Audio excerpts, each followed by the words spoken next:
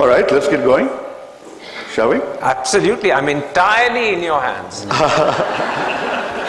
And that gives me devilish pleasure, let me assure you. You know, it's I've been on Karan's show many times over the years, and he has the habit of, asking you very probing questions, waiting for that moment of hesitation, that word which wavers, and then pouncing on you and sort of skewering you around what seems to be the opening that reveals a lot more. You make me sound like a cross between a monster and a butcher. No, just the monster part. Anyway, so the point is that I feel I would be letting down the entire political class if I didn't take revenge.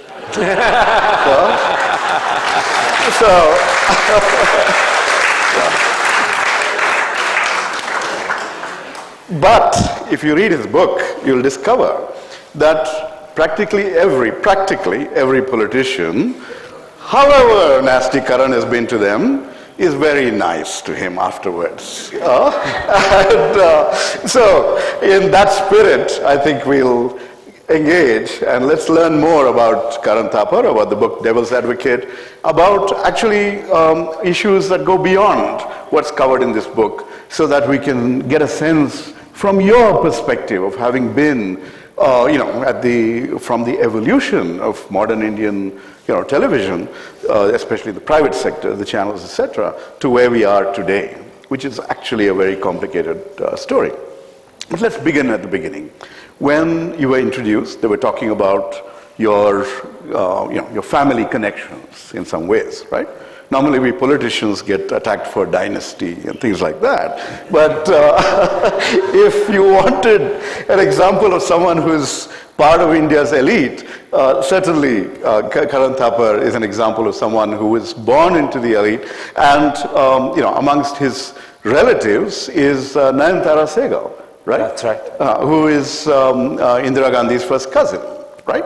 So in that sense, the question really what I wanted to ask you, this whole opportunity, the career that unfolded, how much of a role did connections, did being part of that network in some sense play in your own, in the opportunities that arose before you? Professor Gowda, I'm not sure connections played a part, but accident and good luck played a huge part. And let me tell you a little story about how I got my first job. I was at Oxford doing research for a PhD, and I suddenly said to myself, I'm a little fed up and bored. I'm not even sure that I'm meant to be an academic. I'm probably pushing myself beyond my credible limits. So I decided one day to write a letter to 6 British newspaper editors, saying to them rather cheekily that I had decided theirs was the right paper for me. 4 of the editors didn't bother to respond. A 5th wrote back in language that today would be called effectively get lost. But the 6th rang me up and said that he'd never had a letter that was as cheeky and audacious as mine, and he was determined to find out what sort of human being had written it. Would I come for lunch?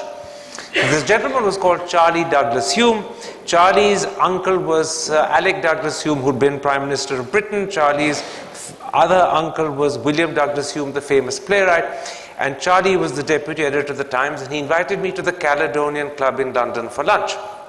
So I went down quite happily, put on my best suit, my smartest tie, and I was sitting in front of him, and he said, now what are you going to eat? And I tried to be clever, and I said, I'll go for haggis. And he looked at me, and he said, have you had it before? Well, the second he said, have you had it before, I realized I'd ordered the wrong thing. And of course, I'd never had haggis before, so I wasn't going to admit to him that I haven't had it before. So I said, oh, of course, I know it extremely well. And when the wretched thing turned up, it's nothing but the inside of the intestines of a sheep. And the look on my face gave away the fact that I was appalled at what I had to eat. And he looked at me, he said, serves you right, you finished the entire thing. Anyway, manfully, I made my way through this dish of wretched haggis. And Charlie quickly forgot the faux pas I'd made and began chatting to me about things I'd done. And he said, you've done the same as Norman St. John Stevens. Now, St. John Stevens was a minister in Mrs. Thatcher's cabinet at the time. He had been a Cambridge student and had then moved on to do Oxford. And when he said to me, you've done the opposite of Norman St. John Stevens, I said, no, I haven't done the opposite, I've done the same. Like him, I've moved from Cambridge to Oxford. And Charlie wasn't convinced, and he said, all right, we'll go back to my office after lunch and look up who's who, and let's see. So I said, fine. And he said to me, if you're right and I'm wrong, you could have a job. So we finished lunch and we went back, and he looked up who's who, and he was wrong and I was right, and I looked at him expectantly. Any moment now I'm going to be offered a job. And instead he says to me, I've got someone coming to visit me from India tomorrow. Do you know the person? So I said, unlikely, there are a billion Indians as there were at that time. I'm hardly likely to know who's coming to see you. So he leant across and he says to his secretary, what's the name of the person coming? And she utterly mispronounced the name, but she says, Noin Taurus Sehgal. I said, good heavens, that's my aunt. What a coincidence.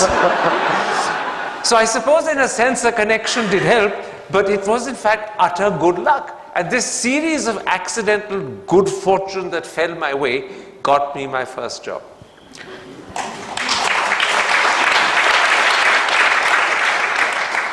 But I turned to the first job that you got in India.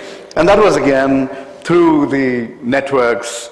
On one side, Rajiv Gandhi, on another side, Shobhana Bhartiya. So, I mean, an opportunity came along that really built on the experience that you had already built in, the career that you had already built. You were there at the founding of Indian television in some ways. What was that, experience like? What was the, what were you expecting to unfold in the years ahead? Television, to be honest, didn't exist in those days, even though we pretended that what we were doing was television. Doordarshan was a closed shop. It was rightly reviled by all people because it was entirely the plaything of the rulers of the day. And it was equally badly treated, whether it was a Rajiv Gandhi who was manipulating it, or a VP Singh, or brief-lived other governments. What we did was to bring out video cassettes, which were called News Track in the case of one, and Eyewitness in the case of the one that I edited. And they were either sold, but very few people bought them. They were subscribed, and a lot more people subscribed to them, or they were available through lending libraries. And we would make stories that would attract attention in the hope that two things would happen. A, they'd be talked about, and through word of mouth we'd become popular. And B, PTI in particular would pick up one or two of the stories we'd done, write about them, and we'd get publicity in the papers, and that again would push us out somewhat. But it wasn't television. It was exciting because it was new. Politicians were unused to us. They'd never been questioned before. One of the things that I think helped both Newstrack and Eyewitness is that we would say to politicians things that a very respectful Doordarshan would never ask them. So we'd simply ask them questions like, why did you do that? What makes you think you're right? Those are simple, straightforward questions, but in the atmosphere of the day, they came across as assertive, aggressive, new, challenging, different, and that helped create a mood and atmosphere wherein both Newstrack and Eyewitness flourished. Years later, and I'm saying years later, about 3-4 years later, Doordarshan decided to slowly open itself up. You may remember in those days, there was a channel called DD2. It was a sort of urban metropolitan channel meant for the big cities, but it became fairly quickly a platform where Doordarshan would offer slots to people like Eyewitness and Newstrack who would acquire sponsored half hours.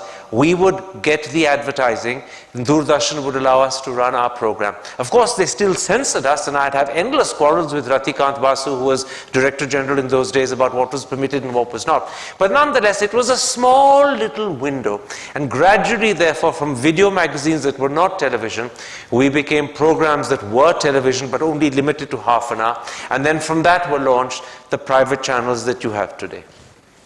So let's stick to this evolution of the Indian television industry. So you had entrepreneurs, you had Pranoy Roy, you had Raghav Behel, many others who really came in there and launched channels, whole bouquets of channels eventually. But in the last few years, you've seen most of them essentially give up, sell out, and many of our main channels now are held by leading industrialists. Nothing wrong with industrialists, but that old era of independent media entrepreneurs, what's happened to that? And what do you think is the consequence for our larger discourse? Prannoy is still a media entrepreneur, still holding out with his channel, although if the stories are to be believed, he is facing enormous financial problems, plus a certain amount of harassment, or maybe a lot of harassment from this particular government today. But television as a medium is a hungry animal. It demands an enormous amount of resources. And it does it for two reasons. When you become a 24/7 television channel, which is what everyone is today, A, you have a huge country the size of a continent to cover. You have to have cameraman resources in every single important corner, otherwise you can't do it. B, you also have to have enough exciting footage to put out, stories to tell, things to develop on constantly, because although you can do a certain amount of repeating, nonetheless, you need to be original for 50% of the time in every single bulletin. This demand on resources is something that perhaps is difficult for small single channel owners to meet themselves, which is why you get bought out by larger industrial houses who have, of course, their own additional hidden, sometimes ulterior motives. They want to use channel for their own promotion purposes or to present a certain political profile of themselves. They have the money, they don't mind losing some of it, losing literally, because television is still a loss-making industry. But because the small entrepreneur cannot sustain himself, he or she, once he's established a certain platform, established a certain size, established a certain reputation, tends to be given offers that become very difficult to resist. You then look to move into new greenfield ventures, and you start moving towards social media, websites, etc. And there is now a proliferation of entrepreneurial talent in websites. Quint, Scroll, The Wire, Quint Bloomberg, all of these are new attempts at something different, still connected to the media, but being done in a new, novel way.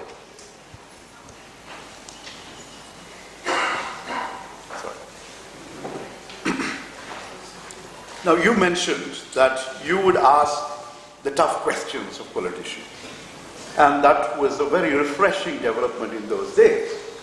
But from then to what we have today, we've seen possibly a tremendous decline in the role of the anchor, in the way a show is actually conducted.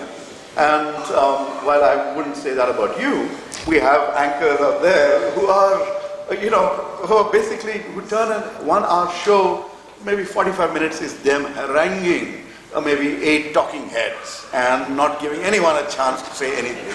And I've been on those shows. And the nature, I used to do that as a national spokesperson for the party.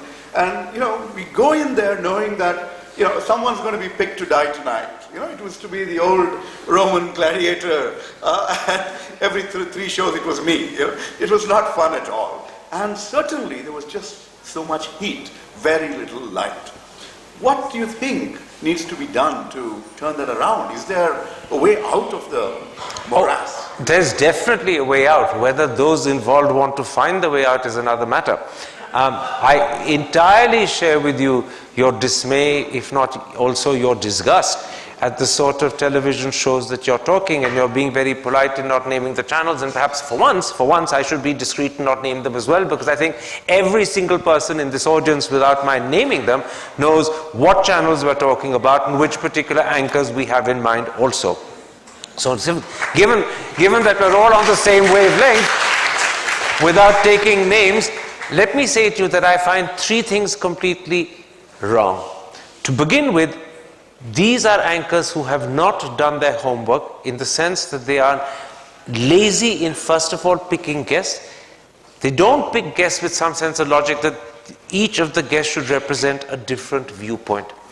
Because that way the audience would have an opportunity to hear 4 or 5 different contrasting viewpoints on the same subject. They instead do 2 or 3 from the BJP side and 2 or 3 from the opposition side, but they all say virtually the same thing, those 3, and these 3 say the same. More importantly, the anchors haven't researched what that viewpoint will be, so that they have adequate questions that are opposed to it. The object of the exercise, when you have 3 different people, is to speak to each of them about his or her viewpoint, and to put the opposite of that so that you draw them out. And then you come to the other. But that's only possible if you know in advance, A, what that viewpoint is, which is something you should have researched. B, you've thought about it and worked out questions that you want to put to them, because you sense those are problematic questions from that particular viewpoint. And a whole lot lot of different questions are problematic from the other viewpoint. But if you haven't researched it and worked out the questions, you don't know what to ask them. Instead, what you do is, do you agree with him? Do you disagree with him? What's your response to that? In other words, you simply want to make people quarrel with each other. That's the lazy individual's way of conducting a discussion when he or she is not prepared to know what to ask. And that's the first problem with our discussions, unresearched, and sometimes I would say unthinking anchors who haven't bothered to make the effort to work out a structure of questioning based upon some research of what the people stand for and what they're likely to say. The second problem is that anchors do not like, at least this group of unnamed anchors that we're all talking about, we all know who they are, don't like hearing views that are different to their own view. Frankly, an anchor's view is unimportant. He's there to ask questions, not to give his or her view. But each of these anchors have their own viewpoint on a subject which they believe is the one they're going to push. And anyone who says the opposite, they harangue him.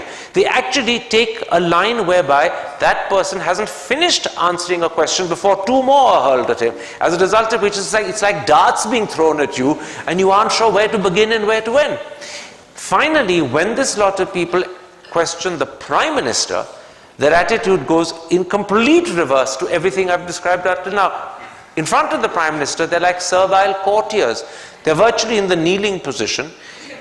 Questions are asked of the Prime Minister not to question things that have gone wrong under his charge, but to question things the opposition have said instead. So you say to the Prime Minister, Rahul Gandhi said this, what do you think of that? Thus giving the Prime Minister an open platform to criticize his opponents, rather than to be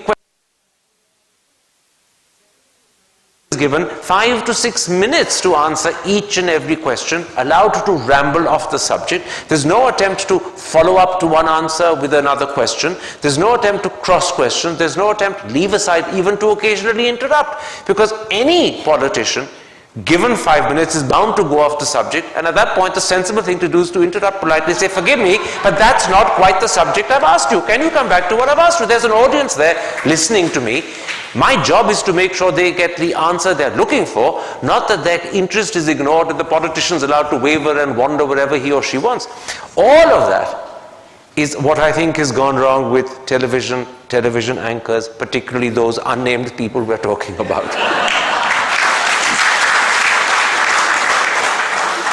But let me persist on a word that you used, lazy, you mentioned, right? Unprepared.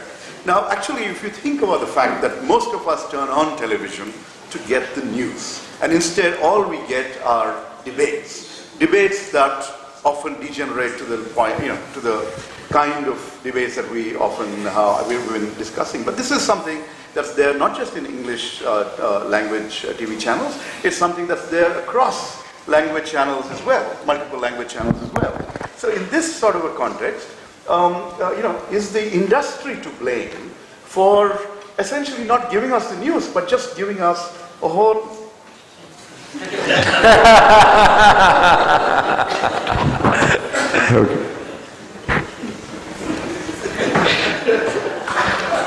No, we politicians are prepared for anything. So the basic point is, so do you think that, maybe did BBC have a better model? Does someone else have a better model where we can actually get, the insights without necessarily the fights and the chaos? I would unhesitatingly say that the BBC has perhaps arguably the best model for a television news channel. But let me go on before I to explain something else. They may be called news channels, but there's not a single news channel in the world that will simply give you just news 24 hours 7. All news channels also bring you views, because views are part of news in the sense that views interpret news, views add background views, views add interpretation, background analysis. That's an essential part of news. Sometimes you try and fit it into the actual news broadcast itself, in which case it's called news analysis. You'll see this frequently on the BBC. An event happens, the anchor announces what's happened, how many killed, or what the earthquake is, or some head of state visiting some other country, or some major development, or a budget, or whatever, and then he cuts to a specialist correspondent who for 2 or 3 minutes, he questions about the importance of what's happened, how have people reacted to it, what is the next step that's expected. That is a way of contextualizing a news event, and it becomes a news analysis because it happens within the framework of the news broadcast. But all television channels also, many times in the day, set aside full half-hour programs for a discussion with different voices on a particular issue of importance where they believe a greater deal of depth is required. Our channels do it. The problem is that our channels at prime time do away with news almost completely, with the solitary exception of, I think, NDTV at 8 o'clock. But even NDTV after 8 o'clock actually has no news. It just has a series of discussion programs until the news reappears at 11 at night. That, I think, is a mistake. I would fully understand having a discussion program, say, twice for half an hour in a 2-hour period, but the rest ought to be sensible news. But news is difficult, as I said, because you don't have the resources always. They're very expensive to marshal. Discussion programs are cheap. They're very easy to do. You just need to have talking heads brought into a studio and then allow them to quarrel with each other, which is why the balance goes completely the wrong way around. Yeah, that's exactly the point. Now, you moved on from the question that I asked to also discuss how these anchors are dealing with the Prime Minister, for example. This gives me an opportunity to segue into a range of people that you have interviewed over the years. No, this is my opportunity to wear a garland like yours. Right, I'm all yours. Sure. So let's...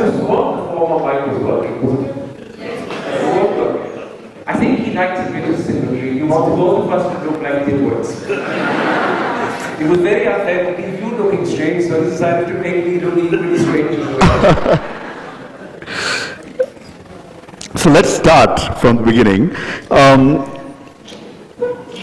Some of those really good interviews that you've managed to pull off right from the days of Eyewitness, which are the most memorable. Some of those are covered in the book, and if you were to name from that, maybe the different eras in which you had different shows, which were the most memorable interviews over those years? It's very hard to identify single interviews, even if they only represent 1 year at a time, as the most memorable. Because there's a huge element of idiosyncratic choice involved. I can name one interview as the most memorable, not because it was the best. It might actually be one of the worst I ever did, but it was the most difficult I ever did. And it wasn't with a politician. It was with a celebrity. It was done for the BBC program Face to Face, and the celebrity was A.R. Rahman. And I had thought the day we were interviewing him, he had just been awarded the Padma Shri, that he would be exhilarated. He would be full of stories to tell. He'd be in 7th heaven because he's just got the Padma Shri. I think he was coming to us almost straight from Rashtrapati Bhavan. I was completely wrong. He was in those days, and I'm talking about the early or mid-90s, maybe 97, 98. He was shy to the point of being tongue-tied. He was inexperienced of interviews. He was extremely nice and very pleasant and very likable. But those are qualities that don't express themselves in words, because he was silent and he wouldn't talk. And so I asked him my first question, and his answer was, And I said, well, maybe we'll have better luck with the next question. So I asked him a second question, and he went, And my heart was starting to sink, so I tried a third question, and he went, So then I said to him, tell me, what's the difference between and And he looked me straight in the eye, and he did, He is a musician after all. We did that interview 3 times. And my colleagues and I spent the next 36 hours saying to each other, no, I think version 3 has a longer answer of question 2, and then go to version 1 because there's a much longer answer of question 3 there. And we literally had to piece it together. But there have been other interviews, for example, the one with Kapil Dev, where he burst into tears throughout. So that doesn't seem particularly different from Rahman's. Oh, but he was very talkative. I mean, even tears talk. Absolutely. Now, you've had the fortune of interviewing many, many prime ministers, deputy prime ministers, etc., and even presidents of former presidents of the United States. Now, when you compare the various prime ministers that you interviewed, who comes across, or just give me your reactions to each of them. Why compare them one to the other? Just your own sense of each of them, and the audience can, of course, find out more when they read the book. Okay, let me stick to the Indian prime ministers I've interviewed. And I'll go, if I should, in reverse order, starting with the one today. I interviewed Mr. Modi when he was Chief Minister of Gujarat. It lasted for roughly 3 minutes, and he walked out. He was extremely hospitable thereafter. He kept plying me with dhoklas and mithai and tea. But I was determined to see if I could get him to change his mind and carry on with the interview, and I completely failed. I think the problem in that instance, in the first case, was that for some reason known best to him and no one else, he decided to speak in English. Now, in those days, in 2007, his command of English was a lot poorer than it is today. Today, he speaks almost perfect English. His accent may be a bit of a problem, but he speaks absolutely perfect, flawless, grammatical English. But he didn't in 2007, and chose to speak in a language that was clearly not his first, and put himself at a huge disadvantage. And I think that made him feel uncomfortable, and that's one reason why he got up and left. The other reason he got up and left is that I don't think he thought the question I asked him was a nice one. My first question to Mr. Modi was, Mr. Modi, the Rajiv Gandhi Foundation, as well as India Today magazine, believe that you're the best chief minister in the country. But 100 million Muslims look upon you as a mass murderer. Do you have an image problem? And I think it was the phrase mass murderer that he probably objected to. I'd thought about it before I put it to him, and I said, should I find an amelioration, something that's more emollient, something that puts the same thought but more politely? And I said to myself, no, that would be wrong, because the truth is, 100 million Muslims or 140 million Muslims do genuinely think of him as a mass murderer.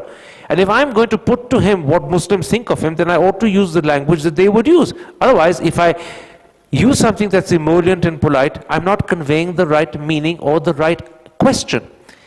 But obviously, I think this upset him, and it didn't take long for him to get up and walk out. Before he walked out, he said to me, only you and people like you ask that sort of question. And I said, no, it's not only me. The Chief Justice of India in open court has called you a modern-day Nero who deliberately chooses to look the other way as innocent children and helpless women burned to death. And he said, but that was only a spoken comment. So I said, admittedly, but so what? Are you saying that things that the Chief Justice of India says in open court are not significant enough? And he took the position that because it wasn't written in a judgment, it wasn't something he needed to address. A comment made openly could be ignored by him, could be overlooked by him. By that stage, roughly 3 minutes were over, he got up and left. In total contrast to him was the other BJP Prime Minister we've had, Atal Bihari Vajpayee. And Mr. Vajpayee was a gregarious, fun-loving human being. And you had the impression he couldn't speak English. In fact, he spoke flawless grammatical English. He had absolutely no problem with English. I would get my interviews by ringing the lady he lived his life with, Mrs. Cole, and saying to her, Atal ji ka maine interview karna hai. I want to interview Atal ji. And she'd always say to me, beta, koi problem nahi. Sham ko phone karo. I assume everyone can follow my pretty bad Hindi. Sham ko phone karo, ho jayega. So I'd ring in the evening. She said, Atal ji, maan gaye, kal subah aana, 9 baje, interview ho jayega. And he would always walk in, sit down on a chair, and he said, High command se baat karte ho, high command se baat karte ho. Main kaise inkar karu? पीछे से तुम हमेशा कुछ ना कुछ गोल मटोल करके मुझे बैठा देते हो. And on this occasion that I remember, the BJP had brought down the Babri Masjid in December, if you recall, of 1992.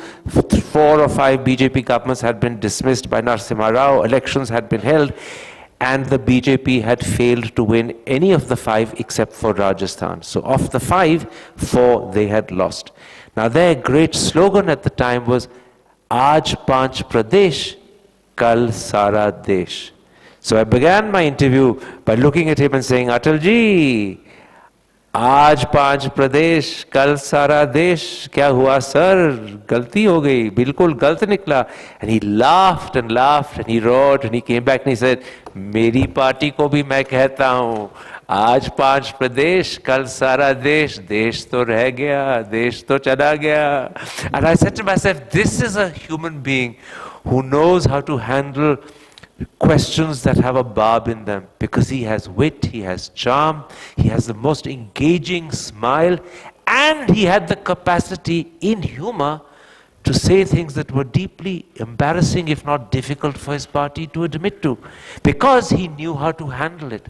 Such a difference to his BJP successor today, who deliberately uses a language that he couldn't follow, challenges things that he shouldn't have, and didn't have the capacity to be witty, to face criticism. The other Prime Minister that I remember is the one that your party reveres hugely, Rajiv Gandhi. The first time I interviewed Rajiv, and I think I would have interviewed Rajiv about 4 or 5 times, but the very first time was for London Weekend Television. Those were the people I was working for at the time. And this was 85 July or June, somewhere around then. And it was roughly 3 days or 4 days after the Air India plane had been bombed over Cork in Ireland. And obviously we therefore began talking about that.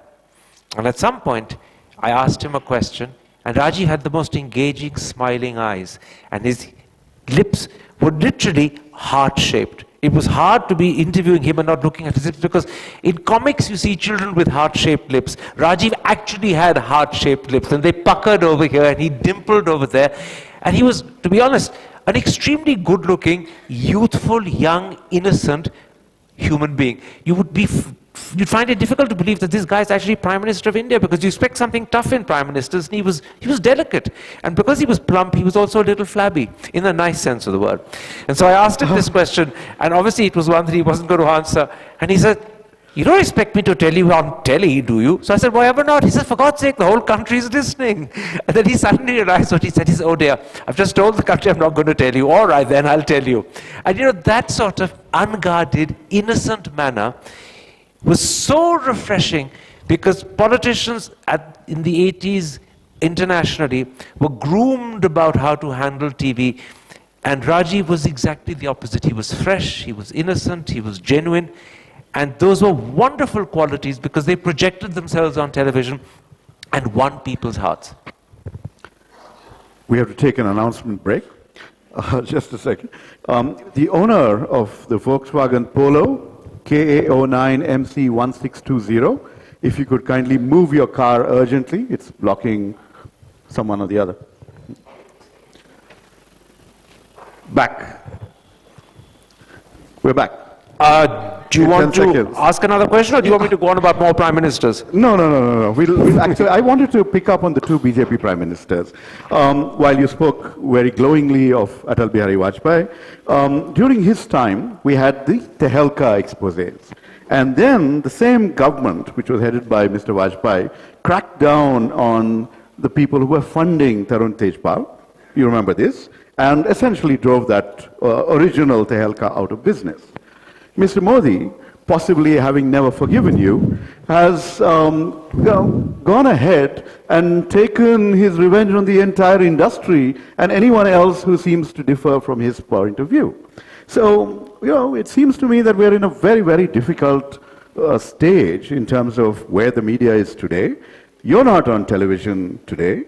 And recently we've had an experience where multiple Hindi channels, for example, ABP, but even most recently Ravish of NDTV, his show is getting blacked out and by cable operators all over the place, right? So it's not as if the show is not airing, but it's not reaching the viewers who want it. So is there some kind of subtle censorship happening, or, subtle is probably a very wrong word to use. Unsubtle. Unsubtle censorship happening, especially given the way the media ownership patterns have emerged over the years. Professor Gowda, I'm going to begin my answer in a way that you won't like, but at the end of the day, I remain a journalist, And I think I'm going to begin by pointing out that it is not just BJP governments that have adopted this extremely stupid, silly, shallow, thoughtless, vengeful, vindictive attitude to journalists. So have Congress governments. Oh. And not just Mrs. Gandhi during the emergency, who surpassed everyone. Whatever you may say and whatever I will say, and I promise you I'm not going to be in any way reluctant to criticize Mr. Modi, but whatever I may say about Mr. Modi and his attitude to the press today, and it is reprehensible, it is wrong, it is vindictive, it is vengeful, what Mrs. Gandhi did during the emergency was several degrees worse. Several degrees worse. Actually, if I may interrupt. Factually, I'm correct. No. The point is that was an open emergency. What's going on today? Then there's also, and I will after that I promise you come to what's happening today, what Rajiv Gandhi attempted to do with his defamation bill. Let's not forget that he brought a defamation bill which journalists across the country had to oppose. They had to take out protests on the street to ensure that the defamation bill wasn't passed. And that is again a moment that we cannot forget, because it was a Congress government and a man that I like and admire as Prime Minister who was trying to do it. So the tradition of politicians in power losing their sympathy for the press, and particularly for the press when it's critical of them, and remember Rajiv Gandhi was doing this after the Bofors, and when the Bofors was going for him, the two papers in particular being the Hindu and the Statesman. It is not uncommon in India for politicians to take their anger and their wrath out on the media. Now to come to what I think you want me to talk about, and which you'd hoped I'd only focus on and not go back in time. Mr. Vajpayee and the Tehelka, Mr. Modi and what's happening today. What Mr. Vajpayee did to Tarun Tejpal and everyone around them was completely wrong. What Mr. Modi is doing today to journalists is equally wrong. But I think in criticizing one, we have to bear in mind, if we're being fair, that this has happened many times before. And the truth is that we do not have open censorship today, in the sense we don't have censors sitting in newspaper offices actually telling you what you can write. But you have something that is insidious and in some senses worse. You have self-censorship as a result of intimidation. So journalists don't even bother to take up certain stories. You have the voices and the criticisms of the opposition being either not covered or not properly covered. You have television shows where when something goes wrong for the government, it's not what's gone wrong for the government that they talk about. They find some small element of opposition criticism which they focus on instead and challenge the opposition rather than question the government, which is the bigger story of the day. These are ways of distorting, these are ways of broadening your focus so that the government ceases to be the center point and bring the opposition in as an issue of concern, that end up unbalancing and distorting news values and priorities, and leave audiences like you deeply dissatisfied and disenchanted. And if there is today, as I sense, a certain amount of disillusionment, disenchantment, even despair with the media, these are the reasons. Because the dishonesty that underlies it, or the attempt to be partisan and friendly to one side and ignore the other, shows itself. People can sense it, even if they don't articulate it in so many words as I am. They see it, they sense it, they know it's wrong, they know it's unfair, they know it's not the truth, and they don't want to be party to it. Also, it ceases to give them the intellectual stimulation that they're looking for. And at the end of the day, the media itself will suffer because its reputation will.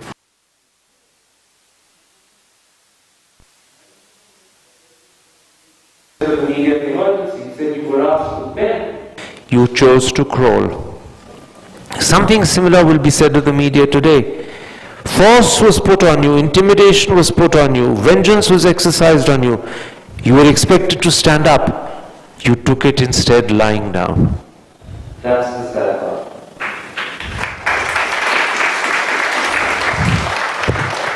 In Karan Thapar style, I will ask you a counter question that follows on that. If if we believe exactly what you just said, why have you tried to mend fences with Mr. Modi? The truth is I didn't try to mend fences, so let me explain what I was doing, and it is in the book.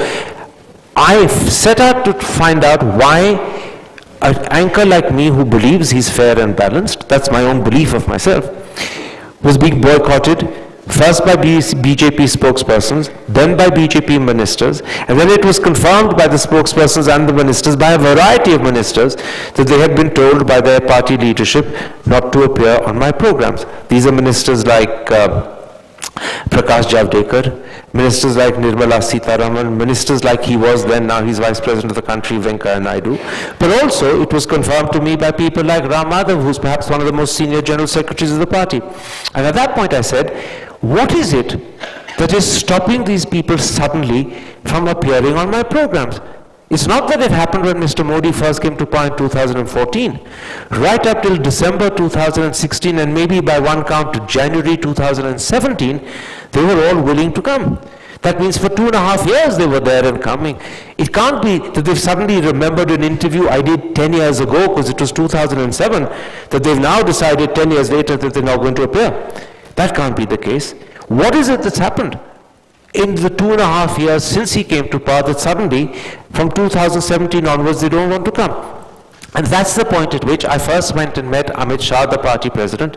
It took me about 4 or 5 weeks of writing letters and ringing up for an appointment before he agreed to meet me. I met him on the day after Holi 2017 last year. It took me 2.5 minutes to say to him that I have now got confirmation from your spokesman, from your ministers, that they've been asked not to come. What is it that I have done? What is it that has upset you?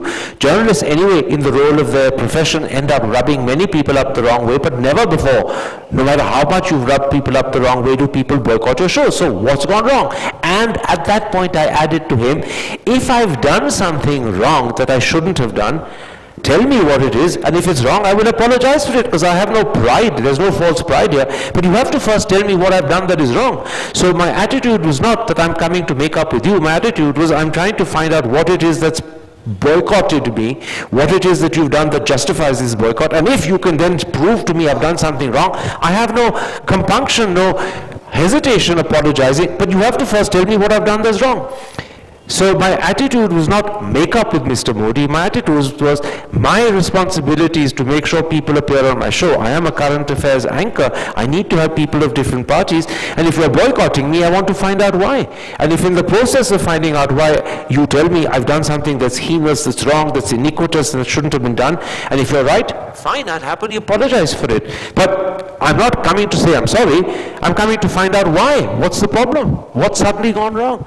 And the conclusion I came to, if you'll give me that one extra moment, is that it had taken the BJP up till January 2017 to realize that one other way of controlling journalists is to boycott them.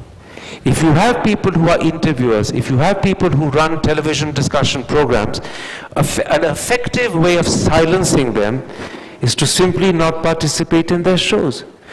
Thereafter, they cannot interview a government person, be it a spokesman or a minister. Thereafter, if they hold discussions, they have to find surrogates for the government. So an MP, but that's not an official designated spokesman, or a member of the National Executive, but that's not an official designated spokesman, or someone from the RSS who speaks from their side and on their behalf, but again, he's not an official spokesman. And those are ways around it, but the problem is one that you create, and that problem becomes, if it particularly is one-to-one interviews, an insurmountable problem. And my conclusion is that it took the BJP, or Mr. Modi in particular, roughly 2.5 years to realize this is another way of controlling journalists. Simply withdraw cooperation. Sorry, my apologies. You at least were willing to apologize if something had gone wrong.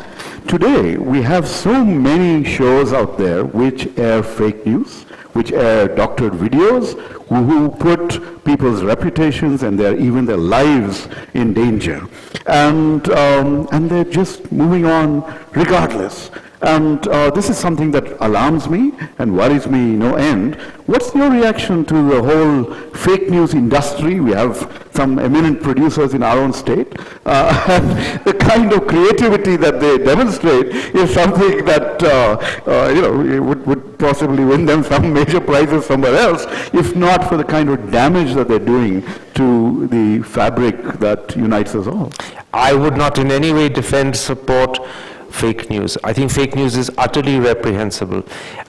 Fake news has proliferated in the age of social media because Twitter and WhatsApp have provided a platform to disseminate fake news, not just spontaneously and speedily, but in addition, in a format that it makes it seem as if it's authentic news. So it's provided a disguise as well to give it a measure of verifiability, but it remains fake news. I think when the media falls into the trap of passing off fake news as real news, then the only way we can respond to it as human beings who've realized this is rubbish, this is false, this is wrong, this is misleading, and it's being done, worse still, deliberately, is to stop watching, stop reading that part of the media. That is the only weapon in our control. The media does, at the end of the day, whether it's TV or newspapers, depend upon audiences and readers. And if you were to switch off your desire to read or your willingness to watch, you would do to them what is the only thing you can do, which is deny them your attention, deny them the viewership, the rating, the value you bring them. That's the only way we can respond to it.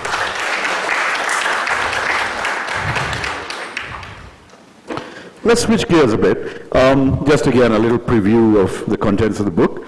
When I think back of some of the people who you had the privilege of knowing extremely well, who also have made huge impacts in South Asia, in the larger region.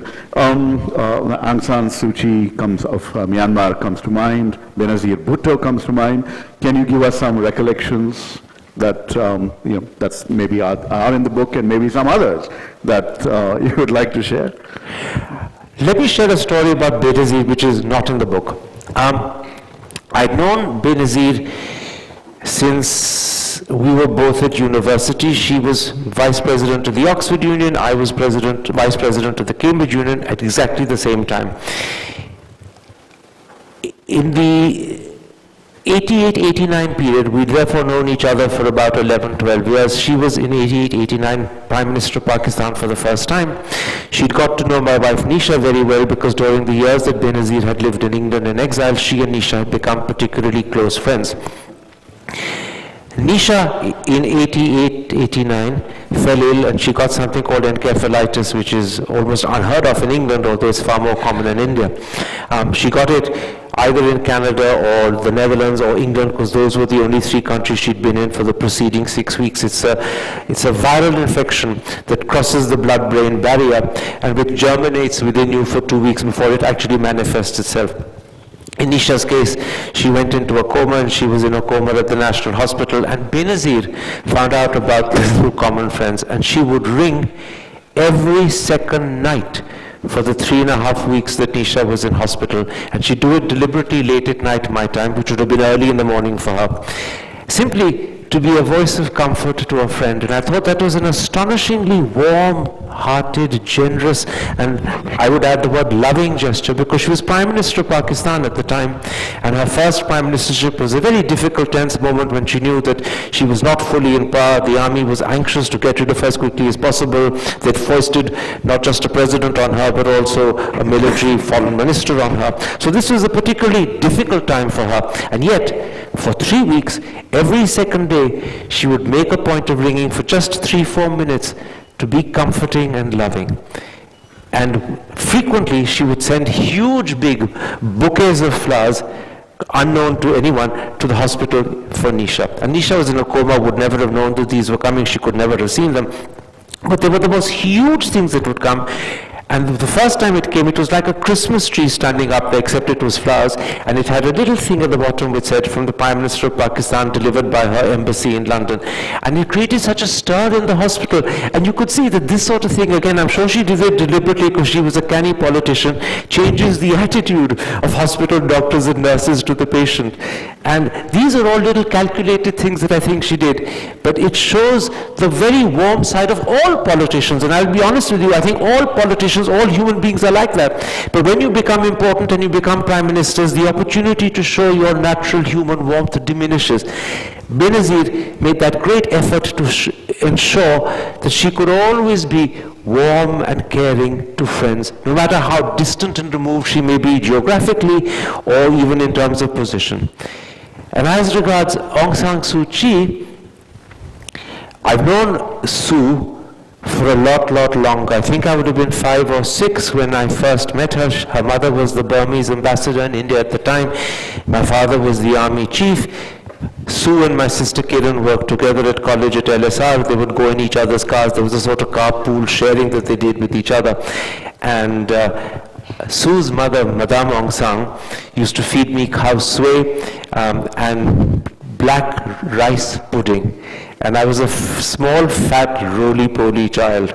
And I remember many years later when Sue was married, she was living with Michael in Oxford. I was studying for my PhD at the time at Oxford, and she would frequently ask me to come across to babysit for her 2 children, Kim and Alexander. And I remember one occasion when Alexander had just been circumcised, and he was wearing a little frilly Indian kurta, a Lucknowi kurta, and absolutely nothing underneath because it was all very sensitive, and he wouldn't take it. And she said to me, "Look, we're going to the movies. If he cries, for God's sake, pick him up but hold him there. Don't bring him any closer because if the wretched thing touches you, he'll bawl and bawl and bawl." Right? The first thing she did when she came back was she said, "Did he cry? Have you made it worse?" I said, "No, Sue, he didn't cry at all, but he wanted to pee at one point in time, and I held him like this." And I said, "I made a terrible mistake. I suddenly realized he's facing me, not the other way."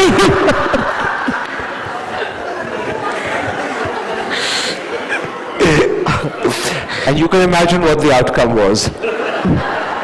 Well, the book is certainly a treasure trove of these human stories out there. And I'd ask you to also talk about Rajiv and Sanjay Gandhi. What would you like to share about them? Who you knew them very well as well. Sanjay I knew a lot better than Rajiv. Sanjay I got to know because at the time, again, my father was in what was then called King George's Avenue, now it's called Rajaji Mark, is the army chief's home. Sanjay was a 14-year-old student at St. Columbus in Delhi. My sister Shobha was about 7-8 years older. And Sanjay had a sort of fascination for Shobha. I would call it puppy love. Every single day after school, he'd drop by and he'd sit there playing cards with Shobha, just chatting. He wasn't a very chatty human being, but he'd just sit there playing cards, listening to her. He was like a little puppy in love with an elder girl. And all of us would be there too, laughing, joking things. And Mrs. Gandhi would ring up at around 7 in the evening to say, "Bimta, is Sanjay still there?" We said, "Yes." She said, "Listen, he hasn't done his homework." And Mama said, "I promise you, we'll give him a quick dinner and send him back, and he'll do his homework." Sanjay was a daredevil apart from being very shy and very soft-spoken. He drove cars extremely fast. He was superb at fixing door handles and old broken down transistors. And I remember just after my father died, Sanjay used to drop in frequently, first because Shobha was there, and he would come and chat to her. And then after Shobha left, because she was married with her husband in Russia where he was serving, Sanjay would drop by, and he and I would sit and chat. And Mummy would give him old transistors to mend, or she'd make him fix door handles that come apart. And he'd happily sit on the floor fixing door handles with a screwdriver or fixing Mummy's old broken transistors. And that's when I got to know him. And during the emergency, this would have been 1976, I think, therefore it was the second year of the emergency, he said to me one day, I was still studying at Cambridge, I was back on holiday, "Do you want to come flying with me?" So I said, "I'd love to come flying." And we got into this mono-engine, single-engine plane. Sanjay in one seat, me in the other. And he took off and we were flying around Delhi. And then we began heading out into the little farmlands that lie beyond the capital. And he said to me, "Do you want to learn how to fly?" So I said, but Sanjay, I haven't never flown a plane before in my life. He said, no, it's the easiest thing in the world. And he wasn't a trained instructor, but he began telling me what to do with the instruments that were on my side. And what I remember is that every time I pulled like this, the plane would go the wrong way, and Sanjay would do this, and it would go up again. And this carried on for a good 10, 15 minutes. And I said, Sanjay, listen, I'm petrified. I'm going to crash the plane, and I think you take over. And he took over, and we carried on through the fields of Delhi until we got to a point where we were probably a good 40, 50 miles out of Delhi, and there were some farmers working in their fields, and Sanjay just pointed the plane down at them and dove in their direction. And to begin with, these poor little chaps out in the fields thought the plane was coming for fun, so they were waving out at the plane until it got closer and closer, and they began running, panic-stricken that this guy's going to crash into, at which point he veered the plane and shot off in the opposite direction. And that was Sanjay. It was admittedly foolhardy, it was bravado, it was silly, it was reckless, it was irresponsible, but it was also youthful, it was fun, and it was innocent. And that was the sort of innocent fun that Sanjay was capable of. People have often said to me, why didn't you write about the villain of the emergency? Why didn't you write about the sterilization that he presided over? Why didn't you write about Turkman Gate and the slum clearance and the killings that happened? And all of that he is allegedly responsible for, and that shows a very different, villainous, black, dark side of Sanjay. But I said I didn't write about that because I didn't know about it firsthand. Right through those years when it was happening, I was actually a student at Cambridge. I knew Sanjay through the bits I saw of him on holiday, and that's the only honest thing I can write about in terms of my first-hand experience. If I wrote about Turkman Gate or sterilization, I'd be writing about what newspapers had reported, and my account would be no different to what you've read in the newspapers anyway. So one more announcement. Hyundai Santro 9539. The car needs to be moved. So would the owner be kind enough? I'll also use this opportunity to actually stop speaking myself and throw it open to the audience. Would you like to engage Karan Thapar with some questions? Is there a mic that could go out? Yes, Mr. Ganapati is the editor of Star of Mysore, one of the leading newspapers of the city. Yeah. I don't know how to address you, Karan or Mr. Thapar. Please, Karan. Karan, please, Karan. Being Rotary always address people personally. Anyway, Karan, it has been a roller coaster kind of answer. Too fast. Rapid fire. I'm just wondering, when you interviewed people, if the interviewee had given you this kind of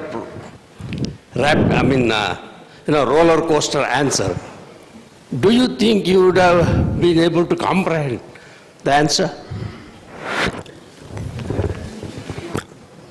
Can I begin, Mr. Ganapati, by saying that to me what you call roller coaster sounds like the normal way I speak.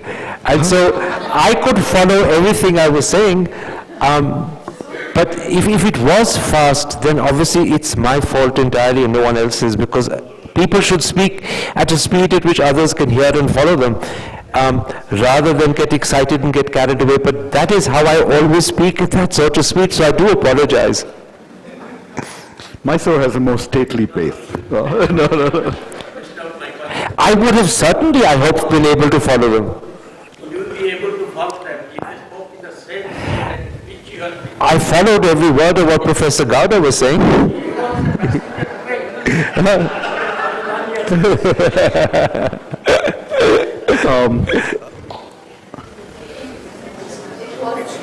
One second. One or two more questions, perhaps. Are we running out of time? No. Okay. This famous interview with Jayalalithaa, would you like to say something about it? Yes, absolutely.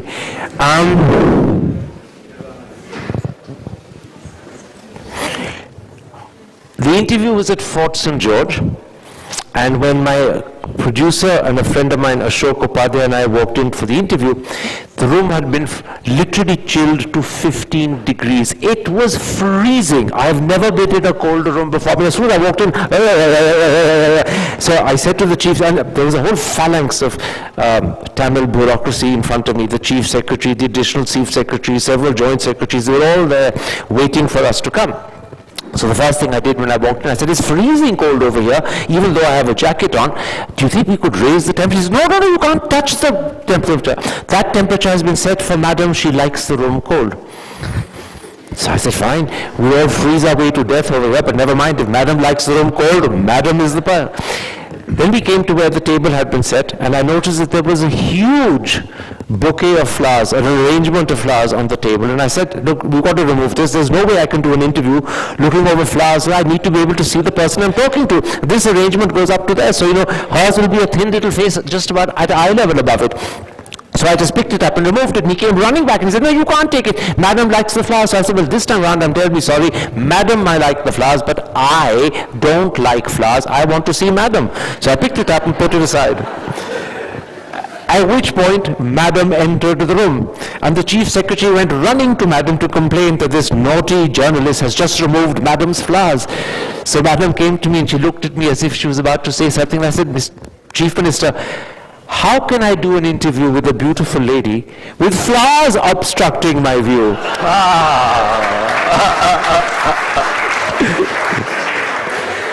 And I have to say that brought a huge big smile to Madam's face, but it was probably the last time she smiled in that interview.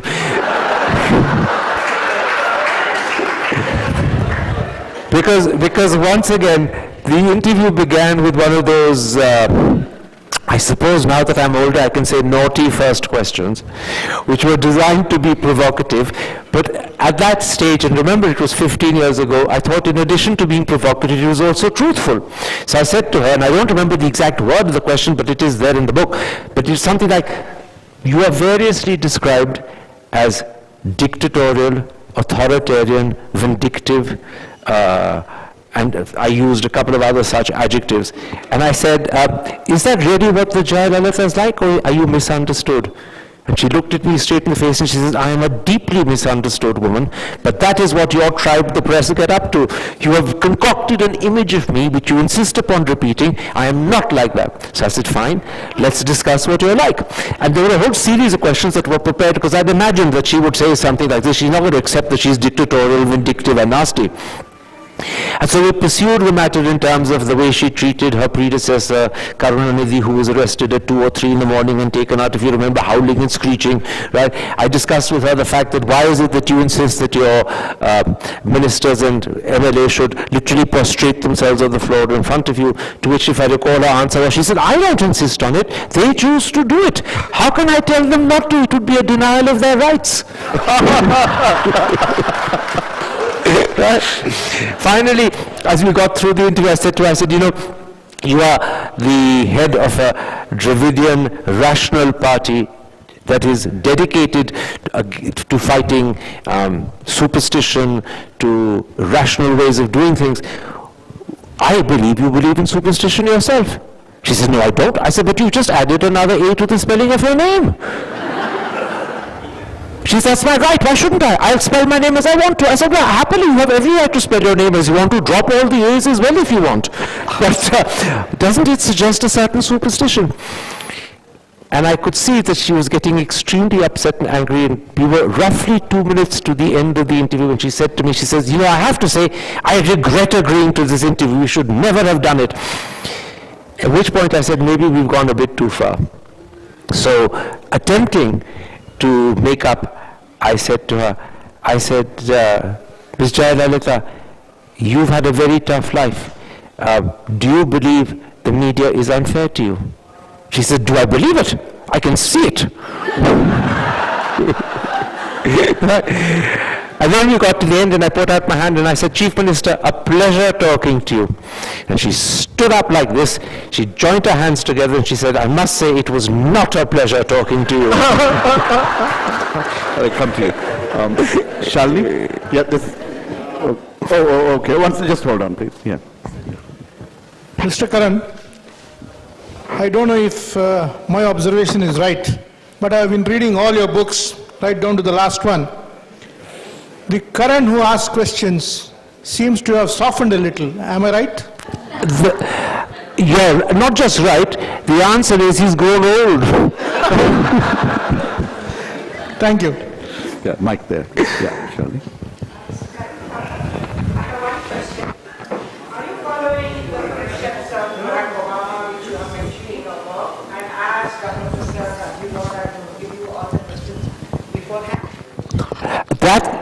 Professor Gowda can answer more truthfully than me. Professor Gowda, did I ask you for the questions in advance? I didn't offer to give them either. No. We have just met a few minutes before the show, and I told him I'll be speaking, I'll be in conversation for about 30-40 minutes, and then we'll open it up to the audience. That was it. It's all... So you are not following Barack Obama's example that you are criticizing? Not in the least bit. In fact, when Professor Gowda met me and he said he'd be speaking to me, if I recall correctly, I said, please happily ask me whatever you want. Yeah, Preeti? Oh, 1 second, sorry, go ahead. Sir, you all know about Subramanian Swamy. Mike. Very frank and open. Hello. So we all know about Mr. Subramanian Swamy, the way he talks, being very candid and open. Could you kindly share your experience if you had interviewed him?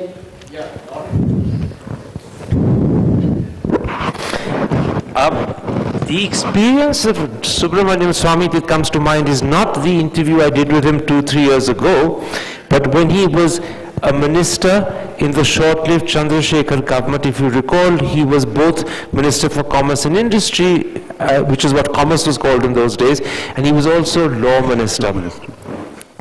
And something or the other happened.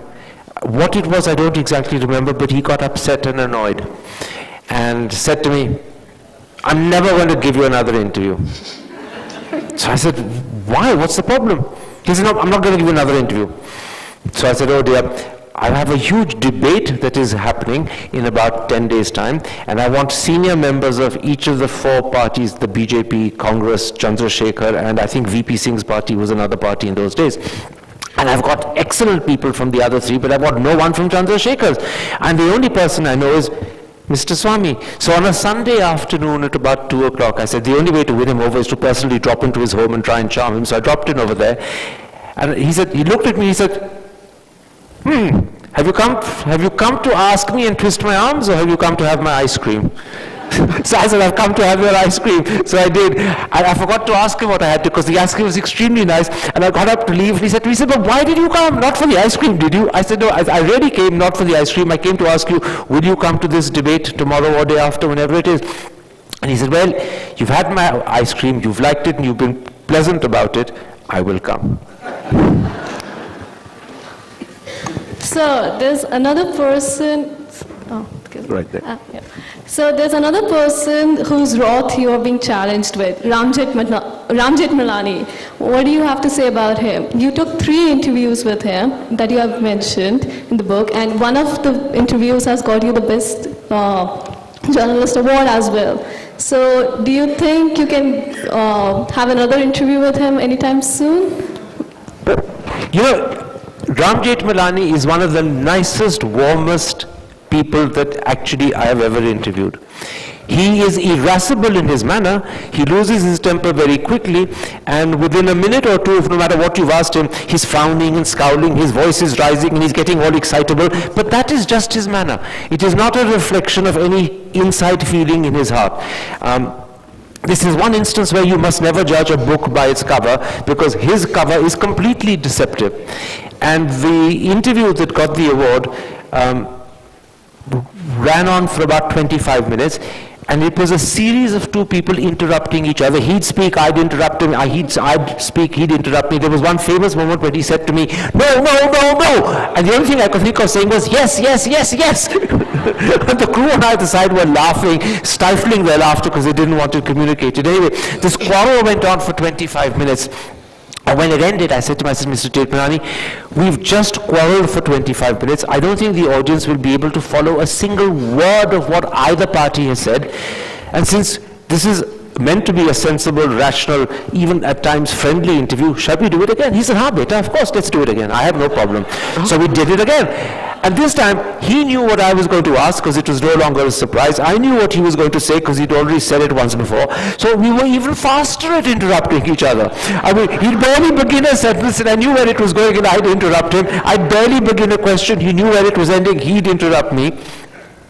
And the second performance was worse than the first. When it ended, he looked at me, he said, beta, bahut ho gaya. Come, let's have a whiskey together. Mr. Thapar, I have a question. Looks like, by your own admission, looks like you've rubbed a lot of people wrong way, more than just Mr. Modi, the sitting Prime Minister of India. So I have one question. One is about the unspoken word being interpreted. For instance, in case of A.R. Rahman, that the interview you couldn't get comfortable with. That's one thing. Second thing, what we have noticed down south, why I bring this point is because there is a very, very north-centric narrative to every interview that happens in Delhi.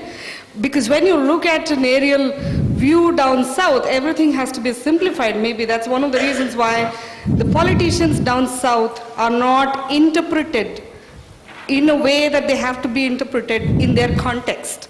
Is there a divide?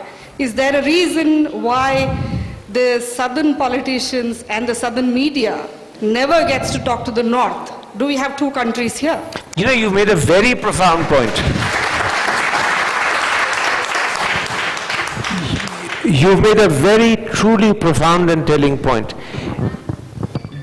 A lot of Indian television journalism in particular, but actually even a lot of Indian print journalism is heavily North India centric, which is why the front pages of newspapers that come out of Chennai and Bangalore look so different to a North Indian when he visits. Which is why the New Indian Express feels like such a different paper when compared to the Indian Express, which is what the one in the north is called. Which is why the Hindu, for instance, is such a rewarding, refreshing and different paper. And unfortunately on television, the majority of the anchors, with the exception of Anand Narasimhan, are all North Indian.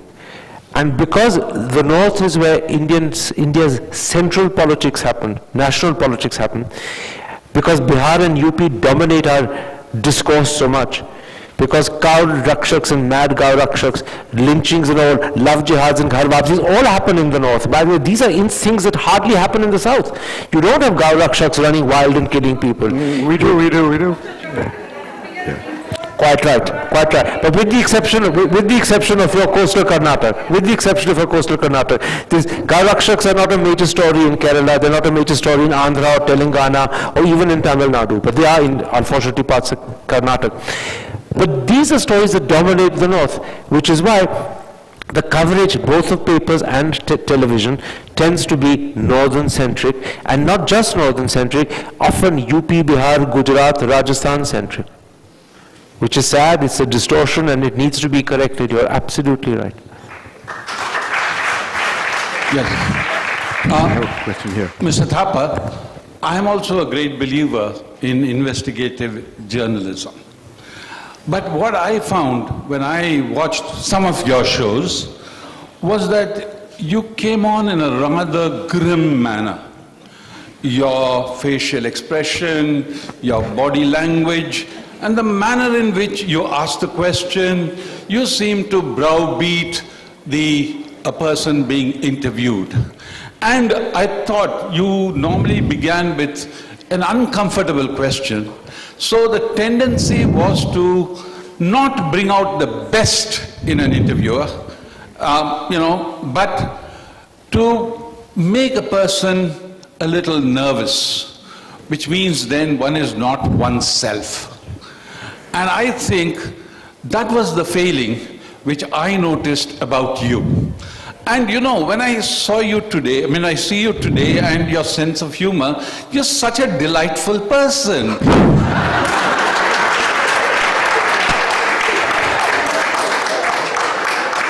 What went wrong? I'm shocked. Oh, do you think you were right? Your question has a lot of truth in it, and the person who would have agreed with you most of all was my late mother, who used to say to me, Mummy died when she was 98, and I'd drop by to chat to her and ask her questions, and she'd look at me and she'd say, you know something, you're not interviewing me. I said, well, what do you mean I'm not interviewing you? She said, stop repeating questions and stop scowling when you talk to me. I said, I'm not repeating questions. She said, yes, you are. You've just told me 3 times what to do. I heard you the first time, and I chose to ignore you. Absolutely. But I can't help it. I suppose I have the sort of face that scowls even when it doesn't mean to. I look grim, and And I suppose I've got Rakshas features, but for that you have to blame God, not me. Are there any other? There's a question here. Two more. Sir, here is a question. Hello. Hello, sir. This is about Rajiv Gandhi. Since you said very nice things about Rajiv Gandhi, I would like to know, because in his initial days, Rajiv Gandhi was labeled by media as Mr. Clean. But in the later days, he was pulled down as Mr. Corrupt. Was media fair to Rajiv Gandhi? I suppose you could philosophize and ask the question, is the media ever fair to anyone? There is always an alternative to what becomes the dominant media view. And you can always say that the alternative has as much truth as the dominant media view does. So to question fairness is something that anyone and everyone is entitled to do, and it's relatively easy to do as well, because dominant views can never be totally correct views. They have to be generalizations, they have to be broad sweep, big pictures on which you can easily pick holes. But on Rajiv specifically, it's interesting and amusing to remember that the sum of money involved for which he was deemed to be unclean was just 64 crore. I mean, it would be laughable today, wouldn't it? If you remember the sums of money involved in 2G, that was 1.75 lakh crore. Colgate, if I recall correctly, was 1.86 lakh crore. In comparison, 64 crore sounds like a joke, but that is the total sum of corruption in Bofors. The problem with Bofors, by the way, and this is where the Rafale deal that is being talked about today differs from Bofors, is that in the case of Bofors, there was a clear money trail. We knew where the money had gone. We may not have been able to catch them, but there was no doubt that the Italian gentleman was one of the recipients, and there was no doubt that others were too. There was a money trail, there was a smoking gun, there was evidence of corruption. The questions that are being asked about Rafale today are deeply disturbing and relevant and deserve to be answered. I'm not saying that they're not disturbing and not relevant questions, but there is no smoking gun, there is no money trail. The questions are to do about things like, why did you give up a particular type of contract and switch to another one? Has the cost of the plane gone up? And if it has it gone up threefold? Is it explained away by what are called India-specific content? And finally, why did the offset arrangement go to Anil Ambani and not to Hal? Now, all of those are disturbing questions, because the suspicion is that they cannot be answered cleanly. But there is one thing to talk about suspicion and doubt that arises out of suspicion, and there's another to say that I can show the money trail, and this is where the money's gone, these are the accounts it's gone into, these are the people concerned. All of that was possible in the case of Bofors, which is why the media switched from calling him Mr. Innocent, Mr. Clean, Mr. Likeable. And do you remember, for the first 18 months, there was really no more adored a prime minister than Rajiv. He was highly thought of for the first 18 months, and then there was a huge major switch. That hasn't quite happened in the case of Rafale this time around, which is why, no matter how hard the opposition may be trying to build up Rafale, it hasn't got to that point as yet. It may, I'm not saying it won't, but it hasn't got there as yet. I'll let that go. Which was the last question? Hello, sir. So the question is, how do you place yourself in the world of the post-truth as an important prime phase of the most powerful tool of democracy, which is the media? I'm not sure I fully understood the question. How do I place the media in the world of... How do you place yourself as an important phase in media, which is becoming an important tool to phase or create an image of democracy? What a lovely way of asking me, what do I think of myself? In a post-truth way. You can answer it that way as well. In a post-truth way. I do indeed. I mean, I'm flattered by your question, and but the truth is, I don't really think of myself as a person who has a specific, leave aside an important role to play. I do a job, I try and do it to the best of my ability. Like everyone else, I make mistakes. When I do, I hope I'm honest enough to acknowledge and apologize for them. But I never sit back and say to myself, oh, I've got a significant role to play, and therefore I must behave in this way, or write that sort of stuff, or do that sort of stuff, because I don't really have any great sense of a role for myself. Like any other journalist, I strive to tell the truth, often imperfectly, usually only partially, and to the best of my ability. And I think that's true of all journalists. And as long as you can continue to be honest to yourself, and you will be also honest to your readers. It's when you start deceiving yourself and pulling the wool over your own eyes by not wanting to see things, or not wanting to write about things, or not wanting to admit things, that you also end up deceiving and pulling the wool over other people's eyes. So really, my answer is, journalists need to be, first of all, honest to themselves. Honest that they're not telling a lie. Just the last question. Friends, this is a quick one, but I'd like all of you all to know, as we Mysoreans, there's some little connection with Karan. And that is something related to one of his earliest, foremost eyewitness chat show.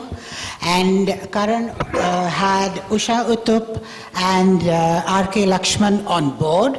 And they got talking about R.K. Narayan, our late neighbor. So Karan, could you please tell us a little bit more about that interview, if you recall? With R.K. Lakshman. Yeah, R.K. Lakshman and Usha Uttup were on board. Usha Uttup, and I think the third person who was a guest on that same show was Sanjana Kapoor. Oh. If I recall correctly. That was a show called The Chat Show, done for DD2, and it was in existence, if I recall correctly, roughly from 94 to 96. Yeah. And this particular episode had Usha Uttup, Charles Correa. It had Usha Uttup, R.K. Lakshman and Charles Correa, and during the discussion, when we weren't specifically speaking to him, R.K. Lakshman drew a cartoon of the show, and to make sure that everyone realized it was done by him, he put his little man there in the forefront, right? And it has all four of us. It has me, Charles Correa, Usha Uttup, and himself, because he did a self-portrait of himself, and the little man there. And I've got it framed in my study to this day. It's a little fading, unfortunately, because it's now 25 years old, but it was wonderful, and Usha Uttup sang. She's one of the most mesmerizing singers I've ever come across. Without any musical backing, without any preparation, she can burst into a medley of songs, switching from jazz to something that is Negro spiritual, switching to Hindi film songs, to English classical. She has an amazing repertoire, and R.K. Lakshman, a wonderful, wonderful sense of humor. Really wonderful. Talking about R.K. Narayan. Did they talk about R.K. Narayan in that show?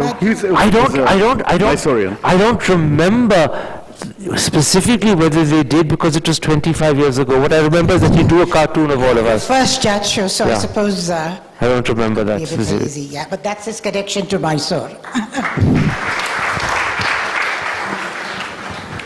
Excuse me, what about your interview with late Kushwant Singh? There were two at least, but what about them? If you... His humor, and also he used to advise us about the diet and for the lifespan. He would advise his readers. He had a wonderful sense of humor.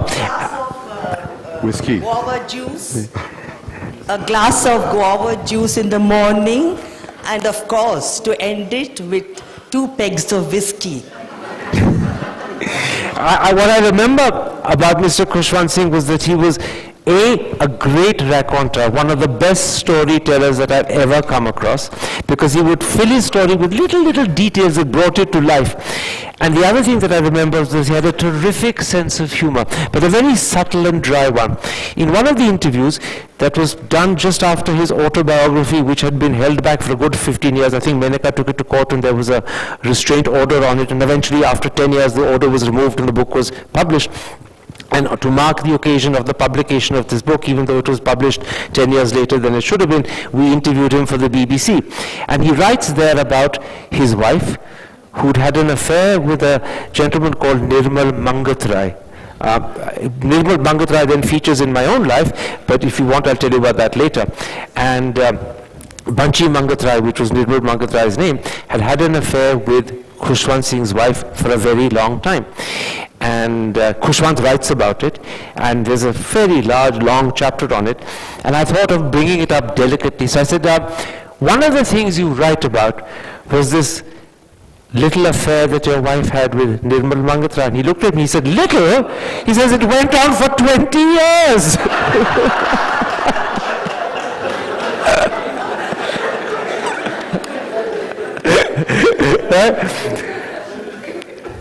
And I said, but you forgave your wife. He says, oh, he says, when it was over and she came back to me, it was as if it had never happened. And he says, we had 5 or 6 glorious, glorious years together, maybe even a decade. And he says, then when she died and I came back from the funeral, he says, it felt so lonely and hollow at home. And, it was the way he went from humor at one end to this heart-rending story at the other, all in a space of a minute and a half. I was almost in tears myself. Just to take off from what Preeti was saying about the media being North-centric, I always want to ask, why do the anchors, they don't know how to pronounce South Indian names correctly? Devi Gowda becomes Dev Gowda. Why is it? Is it so difficult? I'll tell you, and I'm an anchor who cannot pronounce South Indian names correctly. I have no idea how you pronounce Kanimozhi, and I'm deliberately spelling it because that's an exception. Because I would say Kanimozhi, but it's clearly not Kanimozhi. That's an exception. Devi Gowda is a very clear way of pronouncing, right? French names are pronounced correctly, but I don't know why South Indian names gets all twisted. Who tells you French names are pronounced correctly? Hear them pronounced in England. We've heard you. Hear them pronounced in England, and they make an absolute mockery of French names. I mean, there are also some countries which take a deliberate delight in mispronouncing the words of another country, because that's part of the historic rivalry that goes on. So it's the British and the French, or the French and the British doing it to each other. And there's a sense, I suppose, of that also between North Indians and South Indians, a certain playfulness. But South Indian languages to North Indian ears are very, very difficult, just as attempt speaking Punjabi. अगर तुसी मेरे नाल पंजाबी च गल करने की कोशिश करोगे तो तुसी बोल भी सकोगे? Because it's the same thing. Words and sounds that are unusual to your ears are very difficult to imitate with your speech. You're just not used to it.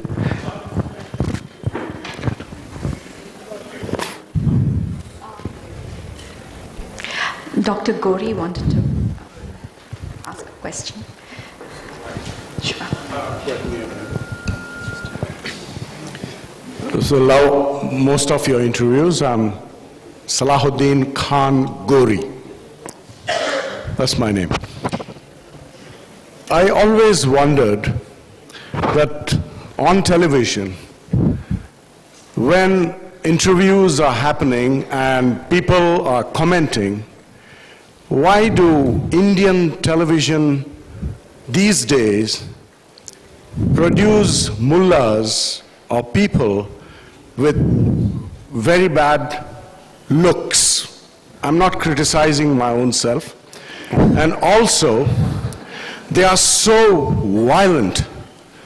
They want to jump out of the television and grab you or something like that. Why do you allow such people to come on television and spoil the name and things that happen? Is it done deliberately to undermine a few people, to deliberately undermine intellectuals who are in that society? Why is it that these people are given opportunities? Are they not interviewed before and then brought onto the television?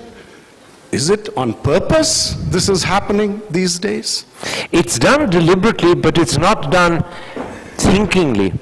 It's done lazily because these people are chosen, particularly the wild mullahs with their extremist fundamentalist beliefs, are chosen because A, people on television believe they will attract audiences and create an easy debate. B, they can be easy to counter by having an extremist of an equivalently wild sort on the other side. C, it therefore creates an electric charge that the audience will want to watch. What they don't realize is that the people you're inviting are not representative of the community they allegedly represent, and therefore you're providing a very distorted view of the views of that community, and in the process you are prejudicing the audience into believing that actually the whole community thinks like this gentleman does, which it doesn't.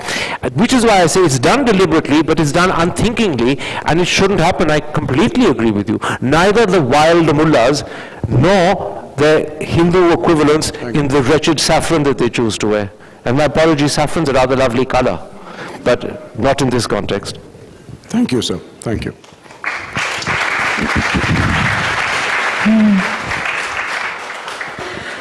I have a question to ask. No. Can I? Of course. If I'm not eating into people's... Does science or religion or politics rule democracy? Does science or religion or politics rule democracy? Well, I suspect politics is the essence of democracy. I would hope rational politics is very comfortable with science and not an attempt to deny it and defy it. Religion colors all our attitudes, because whether you believe in God or not, your chances are you've been brought up in a household where there was a certain moral order that came from a religious background, and therefore religion plays a part in our lives, but religiosity ought not to. Religion in the sense of moral values, religion in the sense of social ethic, which is a very weak and mild form of religious observance, does play a role in all our lives, because we're all brought up in families, particularly in the East, perhaps in India in particular, where the influence of religion has colored our outlook. But that's quite different to say that Hindu religion or the Islamic religion or the Sikh religion or the Jain religion determines my politics. It ought not to. But religious values, moral values, do condition our thinking, and therefore they do play a role in our politics, and therefore they do play a role in our democracy. I'm not sure if that's the answer that you're looking for.